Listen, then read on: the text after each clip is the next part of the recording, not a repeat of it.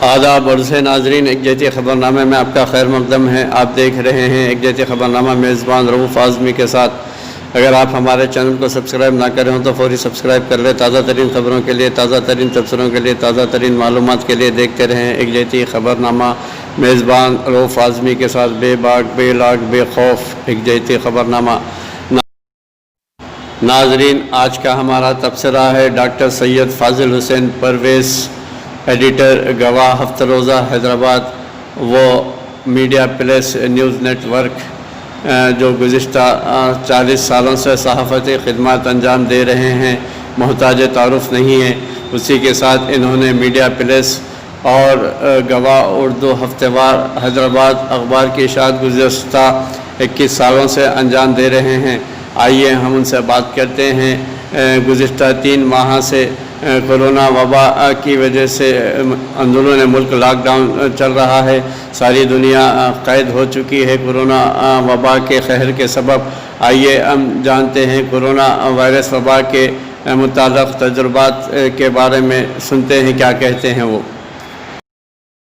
आदाब और से नाजरीन, एक जहती तबसरे में आपका खैर मकदम है। आज हमारे मेहमान हैं तबसरे में डॉक्टर सैयद फ़ाज़िल हुसैन परवेज़, जो मीडिया प्रेस के मुदीर आला भी है और हफ्तेवार रियासत दक्कन से जो हफ्तेवार शुरू हुआ है, रियासत दक्कन का पहले हफ्तेवार अखबार है जो मुसलसल 21 सालों से उसकी इशाअत अमल में ला रहे हैं। आज हम बात करते हैं उनसे। गुज़िश्ता 3 माह से कोरोना वायरस वबा जो चीन के वुहान शहर से निकली है, सारी दुनिया को अपने कहर में ले ली है। ये पहला मौका है सारी दुनिया के इंसानों के लिए जो गुज़िश्ता 3 महीनों से लॉकडाउन में चल रही है। 3 माह से अपने घरों में ही महरूस होकर रह गए हैं। तमाम कारोबार बंद हो चुके हैं। हिंदुस्तान भर में भी गुज़िश्ता 65 अय्याम से लॉकडाउन चल रहा है। आइए हम बात करते हैं सैयद फ़ाज़िल हुसैन परवेज़ साहब से। लॉकडाउन के दौरान इन्होंने क्या तजुर्बात हासिल करे हैं, अपनी अखबार की इशाअत के सिलसिले में होने दो या फिर अवामी मसाइल के बारे में होने दो। फ़ाज़िल भाई, मैं आपसे जानना चाहता हूँ, गुज़िश्ता 65 अय्याम से कोरोना वबा जो फैली हुई है सारी दुनिया में, हिंदुस्तान भर में भी लॉकडाउन चल रहा है, सारी इबादत गाहें बंद हैं, सारे कारोबार ठप हो चुके हैं, तो इस बारे में, इस अय्याम में आपने लॉकडाउन के बारे में क्या तजुर्बात हासिल किए हैं? सबसे पहले आपका शुक्रिया जी कि आपने शर्फ बख्शा है। और जो भी होता है अल्लाह की मर्ज़ी के बगैर नहीं होता। बिल्कुल, बेशक। वैसे मुसलमान हमारा यकीदा है, ईमान है जी। वबाएँ आती हैं इंसान को अल्लाह से क़रीब करने के लिए, जी, अपने गुनाहों पर नादिम होने के लिए, जी, अपना जायज़ा लेने के लिए, अपने आप को सुधारने के लिए। जी। कोरोना वायरस हो या कोई और वबा, ये जब से दुनिया बनी है जी, तब से हर 100 साल में, 50 साल में कोई ना कोई वबा आती है। जी। हमने इससे पहले स्पेनिश फ्लू के बारे में तारीख में पढ़ा, जी, किताबों में देखा। हम इस लिहाज से खुशकिस्मत हैं जी कि इस मरतबा जो वबा आई, हम उसके चश्मदीद गवाह हैं। जी, बिल्कुल सही फरमा, बजा फरमाया आपने। हम इस लिहाज से खुशनसीब हैं कि अल्लाह ताला ने हमें इस वबा से महफूज रखा। ये वबा क्या है, अभी भी इसके बारे में शुक्र को शुबात है, बहस जारी है। जी, क्या ये बायोलॉजिकल वार का हिस्सा है जी, या आसमान से नाज़िल की गई बला है? जी, इंसानी हो या आसमानी हो, आम आदमी मुतासिर हुआ है। जी, बिल्कुल सही। और जिस तरीक़े से जो लॉकडाउन हुआ है जी, वो बिल्कुल एक अनोखा तजुर्बा था। ये जो है, ये जो लॉकडाउन हुआ, आम आदमी के मसाइल क्या है वो अपनी जगह है, मगर शायद अल्लाह ताला सारी दुनिया को ये एहसास दिलाना चाहता था। कश्मीरी अवाम 5 अगस्त के बाद से जिस तरह के लॉकडाउन में है, जिन मसाइल से वो दो चार हैं, जी जो परेशानियाँ उनको आए दिन होती रहती हैं, उसका एहसास दिलाने के लिए ये दुनिया के लिए शायद अल्लाह ताला की तरफ से एक सबक था। एक गैर मुस्लिम जर्नलिस्ट ने फेसबुक पर आर्टिकल लिखा है, जी आपने भी देखा होगा, बिल्कुल सही कि बोला, क्या नफीसा की दुआ कबूल हुई। बिल्कुल सही। नफीसा कश्मीरी लड़की, जिसने सहाफ़ी को बताया था कि सिर्फ आप दुनिया को ये बताइए कि हम पर क्या गुजर रही है। यह तो अल्लाह का शुक्र है कि हिंदुस्तान और दुनिया के मुख्तलिफ इलाक़ों के आवाम को इंटरनेट की सहूलत थी, मोबाइल से लोग आपस में रब्ता कायम किए हुए थे। जी बिल्कुल सही। कश्मीरी आवाम अब भी बहुत सारी सहूलतों से महरूम है। एक तो ये बात हुई, एक तो दूसरों की तकलीफ का एहसास। दूसरी चीज़, मेरा अपना ख्याल है, जी बिल्कुल सही है, मैं बहैसियत सहाफ़ी बातें कर रहा हूँ, इजहार ख्याल की बहैसियत मुसलमान आपसे बात कर रहा हूँ। बिल्कुल सही। 1 अप्रैल से NPR का अमल शुरू होने वाला था। मुसलमानों में बेचैनी थी बिल्कुल सही कि क्या बात होगी, क्या होगा, क्या होगा, क्या होगा, हमारा मुस्तकबिल क्या होगा। सारे हिंदुस्तान के मसाजिद में खुनूत नाजिला पड़ी जा रही थी। बिल्कुल सही वजह फरमाया आप। ये दुआओं की कबूलियत है कि कोरोना वायरस की वजह से गैर मुय्यना मुद्दत के लिए NPR मनसूख हो गया। सही बात। और 3 दिन 30 मई को मरकज़ी वज़ीर दाखिला अमित शाह साहब ने ऐलान किया कि फ़िलहाल NRC भी नहीं होगा। जी तो ये बात चीज़ें क्या है कि आप जब अल्लाह से अपनी मुश्किलों के बारे में, अपनी परेशानी के बारे में जब उसके सामने सजदा झुका लेते हैं, हर तरफ से मायूस होने के बाद जब उसके सामने जब आप गिड़गिड़ा कर दुआ मांगते हैं, तो वबाओं की शक्ल में से ही, बलाओं की शक्ल में से ही जी आपकी मदद आती है। यानी जुल्म का हिसाब लिया जाता है। यानी जो आपके मुश्किलात है, एक वबा आपके आड़े आ गई और हुकूमत उस पर अमल नहीं कर सकी। 1 अप्रैल से NPR होता, आज 2 महीने में जाने कितने लोग परेशान हो जाते, तब्दील हो जाती थी। ये चीज़ लॉकडाउन की वजह से, चूँकि हम मीडिया वालों को उतने परेशानियां नहीं हुई, जी हमको आने जाने की सहूलत थी, मगर जो कॉमन मैन था, इस मरतबा मसाजिद बंद थे, सारी इबादतगाहें। हम बहुत रोते रहे जी कि अल्लाह ने अपने घर के दरवाजे बंद कर दिए, मगर अपने सीने पर हाथ रखकर ईमानदारी से हम अपने आप से सवाल करें, जिन ने गिला शिकवा किया उनमें से कितने ऐसे लोग थे जो पाबंदी से मस्जिद जाकर नमाज पढ़ते जमात के साथ। जी जब मस्जिद के दरवाजे बंद हुए तो उनको एहसास हुआ कि भाई अब 8 जून से इंशाअल्लाह ताला मसाजिद के दरवाजे खुल रहे हैं, जी तो देखना है कि हम जो रो रहे थे, परेशान हो रहे थे, गिले शिकवे थे, कितने मसाजिद, कितने कि हर नमाज में जुमे का मंजर नजर आएगा।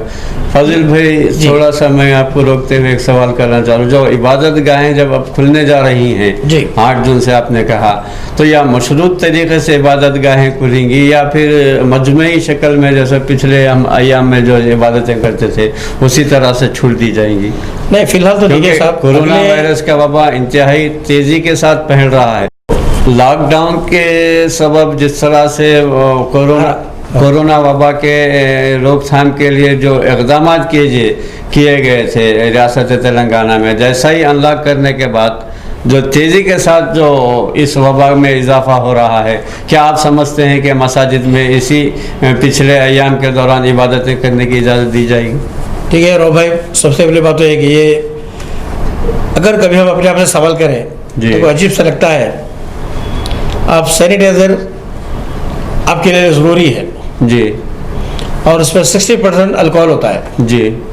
अल्कोहल इस्तेमाल हम आमतौर पे हम अतर तक इस्तेमाल, ऐसा अतर इस्तेमाल नहीं करते परफ्यूम जी, जिसमें अल्कोहल है जी।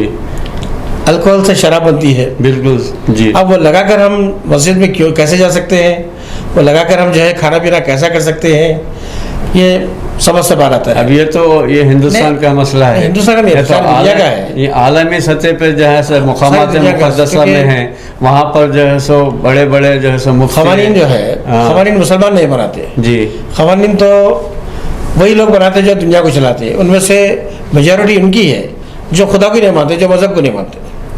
नंबर 2 जो है, जब आपका इबादत का मामला है, कंधे से कंधा मिलाकर नमाज पढ़ो, दरमियान में शैतान रहता बोलते हो। जी। अब हम जो है बीच में फास्ता रख के नमाज पढ़ाई, जी। मगर हम जो है हालात के लिहाज से, चूँकि इस्लाम इज्तिहाद की इजाज़त देता है, बिल्कुल जी। इज्तिहाद की इजाज़त देता है, तो उसके लिहाज से जब जो उलमा कराम हमारे रहनुमाई कर रहे हैं, उसके लिहाज से पढ़ रहे हैं, बिल्कुल हम नमाज नहीं छोड़ रहे हैं। बिल्कुल सही। चाहे आप जमात से पढ़ो या इनफरादी तौर पर पढ़ो, हम नमाज नहीं छोड़ रहे हैं। सारी दुनिया को इस कोरोना वबा के दौरान अंदाज़ा हो गया कि मुसलमान सब छोड़ सकता है, अपने मजहब से दूर नहीं हो सकता। बिल्कुल सही। अब कोरोना वायरस की बदौलत ये पहला रमज़ान है जिसमें 95% मुसलमानों ने जो है सही इबादत की। जी। एहसास हुआ घरों में जो है सही मुवाफ़िक़ और मिले। मस्जिदों में जो है, बाज़ जगह 6 पारे हो रहा तो 5 दिन में तरावी ख़त्म, बाज़ जगह 5 पारे तो 6 दिन में ख़त्म, बाज़ जगह पहले दहेज से मुसलमान ख़त्म। ये शायद पहला मौका था घरों में जिसको जितने सूरत थे, कम से कम इनफरादी तौर पर उन्होंने या अपने अरकान ख़ानदान के साथ पूरी चांद रात तक तरावी पढ़ी। जी। ये पहला मौका था जब लॉकडाउन के बावजूद क़ुरबतें बढ़े, लोग एक दूसरे से मिजाज पुरसी करने लगे। ये पहला मौका था जब लॉकडाउन के दरमियान जो साहिब हैसियत लोग थे वो मुस्तहिक़ीन के लिए जो है उनका अपने तिजोरियों के दरवाजे खोल दिए। जी। अपने जो भी हासिब हैसियत हो करे, NGOs आगे बढ़कर काम करे, मदद के लिए आगे बढ़े, ये एक अच्छा जज्बा पैदा हुआ, इंसानी जज्बा से बेदार हुआ। और ये जो है कोरोना वायरस का सबसे सबक, जी, लॉकडाउन का सबक ये है कि इंसान जो है किस कदर बेबस है।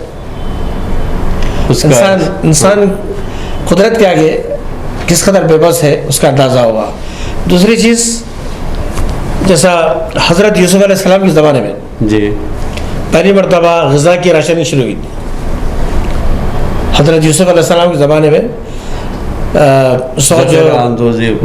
मिस्र का जो मिस्र का बादशाह था, उसने ख्वाब देखे थे।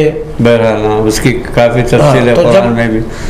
पहली मरतबा जो है राशनिंग शुरू हुई थी, तो ये लॉकडाउन में लोगों को एहसास हुआ कि पैसा भी एहतियात से खर्च करना चाहिए। जी।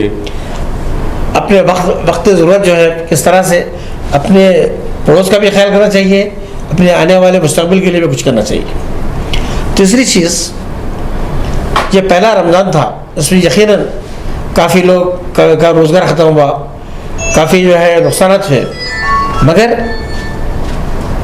बहुत सी फजूल खर्चों से आदमी बच गया। जी। यकीनन शादी खानों के बंद होने की वजह से, शॉपिंग मॉल की वजह से कई लोगों का रोज़गार ख़त्म हुआ। जी। मगर जो इस दौरान निकाह की जो है परमिशन मिल रहा है, बिल्कुल सादगी से निकाह हो रहे हैं, कम खर्चे में हो रहे हैं, तो ये अगर लॉकडाउन को अगर हम तरबियती पीरियड समझ जाए अगर जी, तो आने वाली दौर को भी हम जो है इंशाअल्लाह ताला उसी तरह बिल्कुल सही बजा। ये मेरा सा ख्याल है जी। ये थे सैयद फाजिल हुसैन परवेज़ साहब जो लॉकडाउन के दौरान जो अपने एहसासात व जज्बात है आपको बता रहे थे। इंसान इस लॉकडाउन के दौरान एक दूसरे के करीब हुआ, कौमी एकजहती की फ़िज़ा परवान चढ़ी। जो हमारे मजहबी मामला थे, जो हम मज़हब से दूर हो गए थे, तमाम मज़ाहब के मानने वाले वो मज़हब से जुड़ गए। बिलखुसूस मुसलमान जो दूरी इख्तियार किए हुए थे, अल्लाह के रसूल सल्लल्लाहु अलैहि वसल्लम का फरमान था, कुरान और मेरी हदीस को मजबूती से थामे रहो, दुनिया व आखिरत में आप कामयाब रहेंगे। तो सैयद फाजिल हुसैन परवेज़ साहब ने पूरे वाज़े तौर पर अपनी मुख्तसर सी गुफ्तगू में ये बता दिया कि इस लॉकडाउन के दौरान रमज़ान में जो हमारी इबादतें थी, असल इबादतों का लुत्फ़ हासिल हुआ। और यही जो है सो अपनी राय रखते हैं आइंदा अयाम में भी कि मुसलमान ईमान और कुरान और अल्लाह के नबी सल्लल्लाहु अलैहि वसल्लम की अहादीस से जुड़े हुए रहें। बहरहाल ये थी मुख्तसर सी गुफ्तगू। तो हुकूमतों के जो मामला थे चलते रहेंगे। तेलंगाना में फ़िलवक्त जो है सब मामला जो हुजूम की शक्ल में यहाँ पर मैंने 2 अयाम रहा था, हुजूम जो है सो उमड़ पड़ा है। पिछले जब लॉकडाउन हुआ था हमारे रियासती वज़ीर आला ने कहा था कि ज़िंदगी अगर बाकी रहे तो हम नोट कमाएंगे। फिर एकदम 60 अयाम के बाद उनकी तब्दीली, उनकी जहन में एक तब्दीली से आ गई कि भाई पैसा रहा तो फिर ज़िंदगी को बचाया जा सकता है। इस बारे में आप छोटा सा मुख्तसर नाज़रीन को क्या पैगाम देना चाहेंगे? देखिए साहब, जब पहली मरतबा फर्स्ट जो लॉकडाउन था वो जी 22 मार्च से 31 मार्च तक था जी। ये समझा जा रहा था कि शायद कंट्रोल हो जाएगा। बहरहाल जब वाकई देखा गया रहा एक समझे थे कि इतने लंबा जाएगा नहीं मालूम था जी। जब देखा गया कि भाई जब मजदूर यहाँ से चले आ रहे जी और जो मजदूर जो है जब हुकूमत के पुलिस के कंट्रोल में नहीं आ सक रहे जी तो आगे चल के जो है ये बिल्कुल एक खाना जंगी जैसी कैफियत पैदा हो जाएगी। जी। और एक वक्त ऐसा आ रहा था कि जो है मजदूर और आम आदमी जो है पुलिस पर भी जो है हमले शुरू कर रहा था जी। तो ये अगर ऑलरेडी गुजरात में, दिल्ली में और कई रियासतों में ऐसा हुआ है और अगर ऐसे नौबत आ जाती है तो फिर एक तो मजदूरों का मुस्तकिल बहरान रियासत में हो जाता जी। और जब आउट ऑफ कंट्रोल कोई चीज़ होगी बात, जब आप नॉर्मल भी अगर हालत हो जाए तो फिर उसको काबू में नहीं लाया सकता। फाजिल भाई, ये तो गलती मरकज़ी हुकूमत की थी जो बग़ैर मनसूबा साजी के अचानक लॉकडाउन कर दी। ये सूरत हाल का वो लोग जायज़ा नहीं लिए। फिर अब ये सूरत हाल जो आ गई आपके रियासत तेलंगाना में, जो टेस्टिंग वगैरह भी जो है परसेंटेजिंग है 3.5 करोड़ की आबादी में, तो फिर अगर ये मर्ज़ अगर तेज़ी के साथ बढ़ता गया तो फिर अब इसको हुकूमत के पास क्या जो है इक़दाम रहेंगे कंट्रोल के? देखिए साहब, टेस्टिंग तो सबकी नामुमकिनात में से, वो वसाइल भी नहीं है, वो तो इंफ्रास्ट्रक्चर नहीं है, वो तो इक्विपमेंट्स नहीं है जी। और अब तो ये है कि बाज़ जगह से कई ऐसी रिपोर्ट भी आ रही है कि जैसे किसी को अगर मलेरिया भी है, किसी को और भी मर्ज़ है, किसी को बुखार है, टेम्परेचर अगर हाई है 103 तो कॉमन है, अक्सर लोगों को होता है। तो कई जगह ऐसे भी हुआ कि एक कोटे के तौर पर जो है पूरा कर दिया जा रहा था कि भाई बाज़ जगह कोरोना से वजह से नहीं भी तो कोरोना के मरीज बताया गया। तो हर एक नामुमकिन बात है। अभी सोशल मीडिया पे भी चल रहा, आवाम खौफजदा हो रही है, आपके पास कोई टेस्टिंग नहीं है। आप जैसा ने बताया कि भाई सर्दी हो गई, ज़ुकाम हो गई, खांसी हो गई, तो आपको जो है सो कोरोना साहब तो अब इसके लिए है कि जैसा सर्दी, ज़ुकाम, खांसी वगैरह का इलाज आप खुद कर ले सकते हैं आप जी। कि जो है आप घर बैठे उसका इलाज कर ले सकते हैं आप। तो इसका मतलब है जैसा आपने बताया कि ये मुमकिन है एक बायोलॉजिकल वार भी हो सकती। सर्दी, ज़ुकाम, बुखार है, अब तो हुकूमत ने होम क्वारंटाइन करना शुरू कर दिया। भाई आप होम क्वारंटाइन हो जाए। 5-6 साल पहले गुज़िश्ता हॉलीवुड का फिल्म है जी, कंटेजियन बोल के, जी कंटेजियन बोल के जो 8 साल पहले एक फिल्म आई थी जी। अगर आप वो फिल्म देखेंगे तो यही है पूरा, किस तरह से एक लेबोरेटरी में जो है उसको एक वायरस तैयार करे, किस तरह से फैलाए। आप अगर वो फिल्म देखेंगे, अगर फिल्म देखें तो ऐसे कि आप अपने माहौल को देख रहे हैं पूरा जी। उसी तरह जो है 1983 में एक बियॉन्ड कुछ कोई किताब है, एक नावल है, वो नावल में भी जो है इस वायरस के बारे में बताया कि शहर ने जो है अपनी लेबोरेटरी में एक वायरस तैयार किया जी। अगर आजकल जो एक तुर्की ड्रामा चल रहा है जी, अर्तुगरुल का जो है ड्रामा चल रहा है, हाँ। आप उसमें भी अगर आप देखेंगे तो उसमें बताया गया है कि जो है सलीबी जासूस जो है एक कबीले में जो है वायरस आकर फैलाते हैं जी। तो ये कॉमन चीज़ है। अब अगर चिकनगुनिया है, चिकनगुनिया मर्ज नहीं है, ये वायरस से फैलाया जाता है। अभी कुछ पिछले 3-4 अय्याम पहले अफ्रीकन में जो एबोला वायरस की शुरुआत हुई, बल्कि एक न्यूज़ आई थी। हाँ साहब, तो वो भी चल रहा है। अब ये अमेरिका कह रहा है कि सबसे पहले तब वैक्सीन तैयार होने के बाद मुझे सप्लाई करो। 140 ममालिक ये बोल रहे कि ये वैक्सीन की कीमतें तय की जाए। कोई बोल रहा है 500 कीमत इसकी लगाए, कोई 1000, यानी सब जो है माल कमाने के चक्कर में। पहले वैक्सीन तैयार होती जी, उसके बाद मर्ज का वायरस लाया जाता है जी, पहले वैक्सीन तैयार की जाती है उसको। जी, जैसा पहले बर्ड फ्लू था, जी, बर्ड फ्लू की वैक्सीन पहले तैयार हुई, जी, उसके बाद बर्ड फ्लू को फैलाया गया। जी। तो ये कॉमन चीज़ है। जितने बड़े बड़े जो है बड़े बड़े अरबपति जो NGOs हैं, बड़े बड़े जी। लोग हैं। अभी हमारे अमेरिका के प्रेसिडेंट का भी ये इल्ज़ाम है कि चाइना ने ये जानबूझ कर वैक्सीन पर, चाइना के सिर्फ वुहान शहर में ही यही मखसूस थी ये बीमारी, दूसरे शहर में ये बीमारी नहीं फैली। तब ये जो बात चल रही है वैक्सीन को लेकर, इसके बारे में एक मुख्तसर सा पैगाम, और रियासत तेलंगाना की आवाम एक छोटा सा एक मुख्तसर पैगाम भाई साहब, आपने सिलसिले कोई वायरस किसने फैलाया, कौन मुतासर हुआ, जी अब क्या है, ये बात इतनी बात पुरानी हो गई, जी क्योंकि अब इस तरह क्या है, अभी खात्मे की तरफ है वायरस। जी अलबत्ता ये कि आपको आइंदा 3-4 साल तक इसके साथ साथ चलना है। आपको यहाँ दिगर मास्क लगाना है आपको, जी और जो है सैनिटाइजर इस्तेमाल करना है। जब इसके आदी हो जाएंगे तो एक नया वायरस आ जाएगा आपके पास। जी एबोला है, एबोला से पहले कुछ और आया, कभी डेंगू आता है, कभी फला आता है, कभी जी फला आता है। बहरहाल जितने 1000 बीमारियां हैं उसके साथ हमको चलना है ये बीमारी को अब लेकर। आपका जो है जी इसमें क्या है, सफाई। अब आप जो है आज बार बार हाथ धोने का है, अब आप मुसलमान से ज़्यादा साफ सुथरा कौन रहता है? सही बात, आप 5 वक्त जो है वजू कर रहे हैं, आप 5 वक्त जो है आप पाक साफ रहने की कोशिश कर रहे हैं, आप तहारत से रहते हैं, वजू से रहते हैं। तो अल्हम्दुलिल्लाह जो है, जो मुतासरीन में भी मुसलमानों की तादाद कम है। जी तबलीगी जमात का भी जिन का भी जो है टेस्ट लिया गया वो बाद में नेगेटिव आए, नेगेटिव है। उनको तो हवा बनाया गया। और किसी भी किस्म की बीमारी ना हो, जी आपको जो है इवन दिमागी अमराज जो भी रहता है मुसलमान सबसे कम रहता है, बिल्कुल सही है। क्योंकि सजदे की वजह। तो ये जो है आप साफ सुथरे रहो, अल्लाह के सामने सजदा करते रहो, बिल्कुल जी और जो है खुद भी साफ रहो, अपने घर को साफ रखो, अपने महल्ले को साफ रखो। हमारा सबसे बड़ा प्रॉब्लम क्या है कि हम जहाँ सफ़ेद दीवार दिखते हैं थूकते हैं उस पर, जी क्योंकि मुसलमानों के महल्ले गंदगी से, कचरे से मालूम होते हैं। हम साफ सुथरा रहने से फायदा नहीं, अपने अतराफ का माहौल साफ सुथरा रखें। बस मसाजिद है, ये कोरोना वायरस की बरकत से कम से कम तमाम इदारे, जी, हाँ। इमारतें साफ रहने, वरना आप एक आलिशान मसाजिद बनाते हैं, बिल्कुल मगर आप उनके तारक खाने में मसाजिद के जी क्या रहता, तारक खाने में ईंट के टुकड़े रहेंगे उसके अंदर, जी सिगरेट गुटखे के पैकेट रहेंगे उसके अंदर। अब शायद तब्दीली इसकी वजह से, कोरोना की वजह से तब्दीली वजह- आएंगी। तो ये एहसास पैदा हुआ अपने यानी हिफ्ज़ान सेहत का जी जो है शौर पैदा हुआ। बहरहाल नाजरीन, ये थे सैयद फाजिल हुसैन परवेज़ साहब जो 2 माह के लॉकडाउन के बारे में अपने इजहार ख्याल कर रहे थे। बिलखुसूस मुसलमानों को ये पैगाम दे रहे थे कि वो मुसलमान इस्लाम से करीब हो गए, और ये भी जो है सो पैगाम दे रहे थे, ये भी खुसूसी तौर पर अपील कर रहे थे कि सफाई इस्लाम में आधा ईमान है। हम पर यह वाजिब बन जाता है कि सफाई सुथराई को बेहतर तरीके से अंजाम दें, अपने अतराफ़ के माहौल को भी साफ़ सुथरा रखें, अपने घर के माहौल को भी साफ़ सुथरा रखें, पाकीज़गी का ख्याल रखें, और एक दूसरे के साथ दोस्ताना माहौल को क़ायम रखते हुए एकजहती की फ़िज़ा को आम करें।